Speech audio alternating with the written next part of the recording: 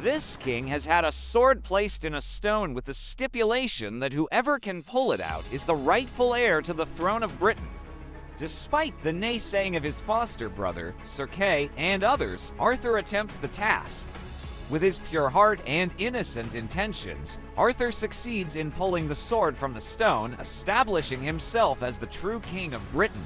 The crowd gathered their applause, and Arthur is escorted to the nearby castle where he is invested as king. It is important to note that different versions of the legend may include variations in the details of the story.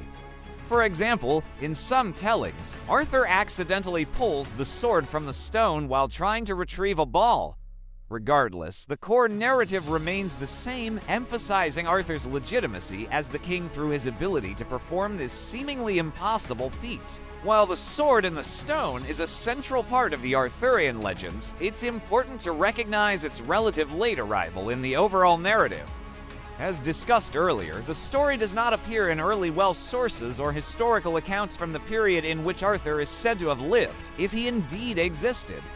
Instead, the tale emerged centuries later, taking shape in medieval texts written during the 13th century and beyond.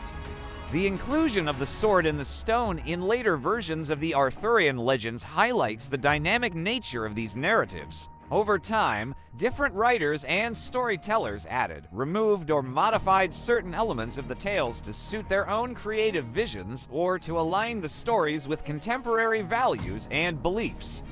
Moreover, the popularity of the sword in the stone motif can be attributed to its symbolic significance. The image of a sword stuck in a stone served as a powerful metaphor for the concept of rightful kingship.